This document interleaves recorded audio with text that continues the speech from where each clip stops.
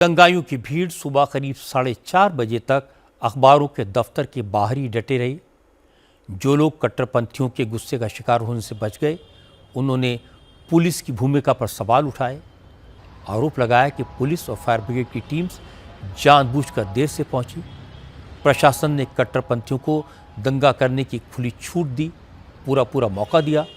लेकिन Dhaka metropolitan police के अधिकारियों ने दावा किया कि वो बिल्कुल सही समय पर पहुंचे थे और बिना देर किए हालात को कंट्रोल कर लिया था। हम पूरी रात पुलिस बलों की मदद से भीड़ पर काबू करने की पुरजोर कोशिश करते रहे। हमसे जो भी मुमकिन था हमने किया। हम कार्रवाई करने में कतई नाकाम नहीं रहे। हमने अभी भी भीड़ पर काबू पाने के लिए पर्याप्त इंतजाम किए हैं, लेकिन अभी ये कहना मुमकिन नहीं है कि अगला कदम क्या होगा। इसका फैसला हम बाद में करेंगे। कल रात ढाका में कट्टरपंथियों ने सिर्फ मीडिया हाउसेस को निशाना नहीं बनाया, बल्कि बांग्लादेश के उन सेंटर्स पर भी दंगाइयों ने अटैक किया जिन्हें वो हिंदू संस्कृति का प्रतीक मानते हैं। कल रात ढाका में बंगाली कल्चरल सेंटर छाया नट पर भी हमला किया गया। ढाका का एक कल्चरल सेंटर बंगला संस्कृति को बढ़ावा देने के लिए काम करता है। यहाँ बंगला नववर्ष महिला बैशाख मनाया जाता है। ये प्रोग्राम बरगद के पेड़ के नीचे आयोजित किया जाता है। छाया नट कल्चरल सेंटर में रवींद्रनाथ टैगोर और काजी नजरुल इस्लाम की याद में प्रोग्राम होते हैं। यहाँ बसंत का त्यौहार भी मनाया जाता है। इसी वजह से बांग्लादेश के इस्लामिक कट्टरपंथी छाया नट का विरोध करते हैं। कल रात दंगाइयों की भीड़ अल्लाह अकबर के नारे लगाते हुए छाया नट में दाखिल हो गई। वहाँ तोड़फोड़ की और फिर बिल्डिंग को आग लगा दी गई। ढाका का एक कल्चरल सेंटर ओल्ड ढाका के धान मंडी में है। इसी इलाके में बांग्लादेश के पहले प्रधानमंत्री शेख मुजीबुर रहमान का पुश्तैनी घर भी है। पिछले साल शेख हसीना के तख्ता पलट के बाद भीड़ ने शेख मुजीब के नाम पर बने इस म्यूजियम में तोड़फोड़ की थी, आग लगा दी थी। कल रात एक बार फिर कट्टरपंथियों ने धान मंडी में शेख मुजीबुर रहमान के पुश्तैनी घर पर हमला बोला, बचे खुचे हिस्से में तोड़फोड़ की और वहां आग लगा दी। पिछले कई दिनों से बांग्लादेश में भारत विरोधी प्रदर्शन हो रहे हैं। उस्मान हादी पर फायरिंग के बाद कट्टरपंथियों ने इस वारदात को भारत से जोड़ दिया। इल्जाम लगाया कि भारत ने उस्मान हादी पर हमला करवाया। हालांकि इस तरह के आरोपों से भारत सरकार ने इनकार किया, आपत्ति जताई, बांग्लादेश की सरकार से सबूत देने को कहा, कट्टरपंथियों पर लगाम लगाने की हिदायत दी। लेकिन मोहम्मद यूनुस खामोशी से तमाशा देखते रहे। कल उस्मान हादी की मौत के बाद हालात और बिगड़ गए। कट्टरपंथियों ने चटगांव में भारत के असिस्टेंट हाई कमीशन पर एक बार फिर हमला करने की कोशिश की। हालांकि एहतियात के तौर पर डिप्लोमेटिक मिशन की सिक्योरिटी बढ़ा दी गई थी, इसलिए दंगाइयों के मंसूबे कामयाब नहीं हो पाए।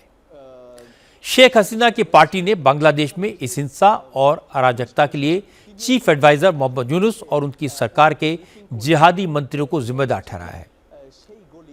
शेख हसीना सरकार में मंत्री रह चुके मुहिबुल हसन ने कहा कि यूनुस की सरकार के मंत्री खुलेआम जिहाद की बातें करते हैं, कट्टरपंथियों को भड़काते हैं। बांग्लादेश में आज जो हालात हैं वो इसी का नतीजा है। One of the ministers of Yunus cabinet, Mr. Mahfouz, Yunus सरकार के एक मंत्री महफूज आलम जिन्होंने इस्तीफा दे दिया है, मगर वो अभी भी सरकार में मंत्री बने हुए हैं और सरकारी पद के सारे फायदे उठा रहे हैं। उन्हीं महफूज आलम ने खुद लाशें गिराने की कॉल दी है। उन्होंने कहा है कि अब हम और लाशें गिराएंगे, भले ही हमें भी अपनी कुर्बानी क्यों न देनी पड़े।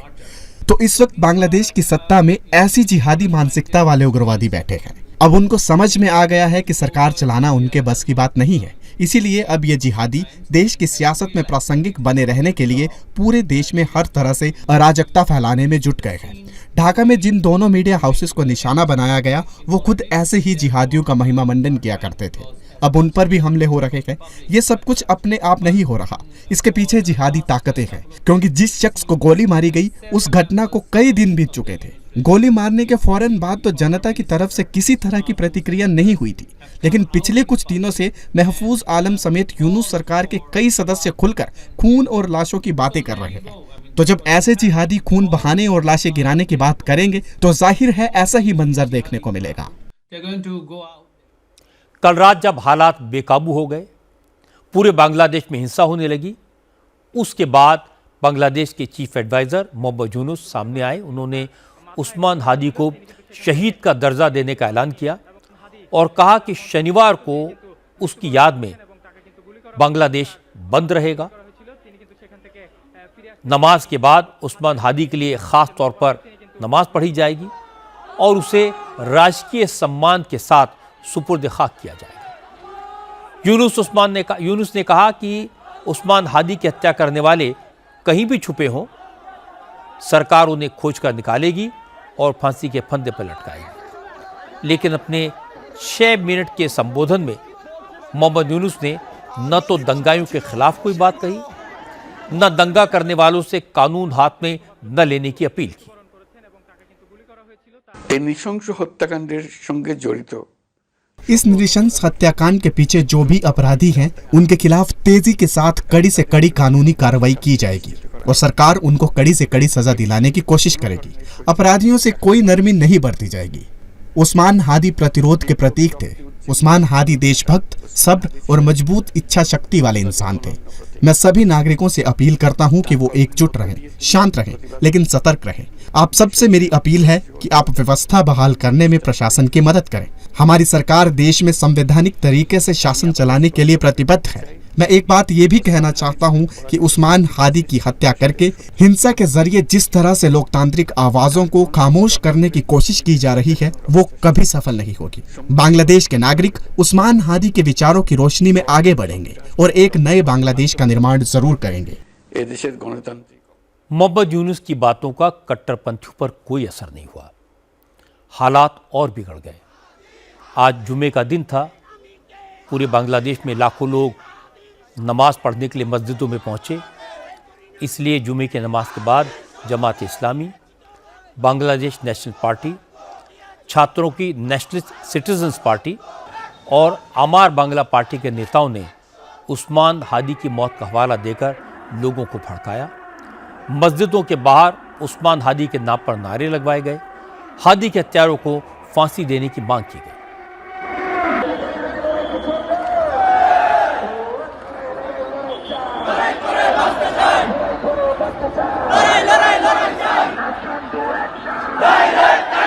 সফটওয়্যার যখন মারা যায় তখন আপডেট ভার্সন আসে। একজন যদি মারা যায়, একজন হাদি মারা গেছে মানে কি 18,000 হাদি আসবে। একজন মারা গেছে মানে কি 18 কোটি হাদি লড়বে। ওরা বোকা মানুষ, ওরা বোঝে না। ওরা কেন বোঝে না? একজন হাদি মারা গেছে মানে কি 18,000 হাদি এই বাংলার জমিনে 18 কোটি হাদি জন্মগ্রহণ করছে। আমরা সবাই হাদির মিশন বাস্তবায়ন করার জন্য। মিশন একটা স্বল্পমেয়াদী পরিকল্পনা, ভিশন কি ওই স্বল্পমেয়াদী পরিকল্পনাটাই আমরা বাস্তবায়ন করব ইনশাআল্লাহ। এই 4 জন আমরা বন্ডেড, এই 4 জন আমরা সবাই বন্ডেড, কিন্তু আমরা চেইন অফ কমান্ড একটু চেইন অফ কমান্ড কেউ ব্রেক করবে না। 10টা পাশে অলরেডি আমি দিয়ে দিছি ডিক্লারেশন। আপনাদের দেয়া লাগবে না। বক্তব্য নেওয়ার ইচ্ছা থেকে 3 জনের কাছ থেকে নেবেন। আপনাদের কেউ কথায় বিভ্রান্ত সৃষ্টি করবেন না, কারণ আমরা সবাই আপনারা আপনাদের উসিলায় আপনারা রাষ্ট্রের চতুর্থ স্তম্ভ। আপনারা কি রাষ্ট্রের চতুর্থ স্তম্ভ? আপনাদের কারণে আমাদের মেসেজগুলো পুরো পৃথিবীর বুকে চলে যায়, পৃথিবীর বুকে। আপনারা আমাদের মাঝে যদি মুখ ফুসকাই খারাপ কথা বের হয়ে যায়, মুখ ফুসকাইয়া খারাপ কথা যদি বের হয়ে যায়, মুখ ফুসকাইয়া যদি খারাপ কথা বের হয়ে যায়, আপনারা স্কিপ করে ভালোটা সাবমিট করবেন পৃথিবীর বুকে। আমরা বিপ্লব চাই। আমরা কি চাই? विप्लव। चिंता की बात यह कि कट्टरपंथी बांग्लादेश में भारत के विरोध की आड़ में बांग्लादेशी हिंदुओं को निशाना बना रहे हैं। इस्लाम की तौहीन का इल्ज़ाम लगाकर हिंदुओं की संपत्ति को जलाया जा रहा है। घरों से निकाल कर हिंदुओं को पीटा जा रहा है। ढाका से करीब 125 किलोमीटर दूर मेमनसिंह शहर में तो इस्लामिक कट्टरपंथियों की भीड़ ने एक हिंदू को घर से निकालकर बुरी तरह पीटा और फिर चौराहे पर लाकर उसे जिंदा जला दिया। जिस हिंदू के बांग्लादेश में नृशंस हत्या की गई उसका नाम दीपू चंद्र दास था। कट्टरपंथी जमात के हैवानों ने दीपू चंद्र दास पर भी इस्लाम की तौहीन का इल्ज़ाम लगाया। जिस वक्त उसे जिंदा जलाया जा रहा था तो सैकड़ों लोग इस हैवानियत का वीडियो बना रहे थे।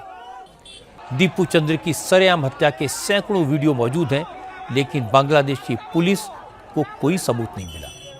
अब तक बांग्लादेश की पुलिस ने हत्यारों के खिलाफ एफआईआर तक दर्ज नहीं की। शेख हसीना की पार्टी अवामी लीग ने आरोप लगाया कि मोहम्मद यूनुस और उनके मंत्री जानबूझकर उस्मान हादी के नाम पर इस्लामिक कट्टरपंथियों को भड़का रहे हैं ताकि बांग्लादेश में एनार्की फैल जाए और इसकी आड़ में वो 2 महीने बाद होने वाले आम चुनाव टाल दें। पूर्व मंत्री मोहिबुल हसन ने इल्जाम लगाया कि मोहम्मद यूनुस और उनके मंत्री ये सब कुछ सत्ता में बंधे रहने के लिए कर रहे हैं। You see, the person that you have called a prominent leader, आप जिसे प्रमुख नेता कह रहे हैं वो आग उगलने वाला कट्टरपंथी था जो दूसरे लोगों के कत्ल के लिए लोगों को उकसाता था। अब पता नहीं किस वजह से उसकी हत्या कर दी गई, लेकिन उस्मान हादी को मारने वाला उसका ही करीबी था। हत्यारा भी उस्मान हादी के हथियारबंद गिरोह का ही सदस्य था। कम से कम हमको तो ढाका के मीडिया से यही पता चला है। उस्मान हादी की हत्या के बहाने मोहम्मद यूनुस की सरकार दूसरे कट्टरपंथी दलों की मदद से उस्मान के मुट्ठी भर समर्थकों को उकसाने में जुटी हुई है ताकि पूरे देश में दंगे भड़क सके। इसका पहला मकसद फरवरी में होने वाले चुनावों को टालना है और इस हिंसा के पीछे उनका दूसरा मकसद अवामी लीग के जमीनी कार्यकर्ता का सफाया करना है। who are still ये तो कई दिन से लग रहा है कि मोहम्मद यूनुस सत्ता में बने रहना चाहते हैं, इसलिए वो चुनाव टालने के रास्ते ढूंढते रहते हैं। यूनुस ने ही बांग्लादेश के नौजवानों को शेख हसीना के खिलाफ भड़काया था।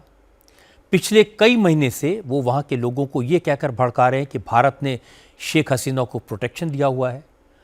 अब वो उस्मान हादी की हत्या के लिए शेख हसीना और भारत दोनों को जिम्मेदार ठहराने में लगे हैं।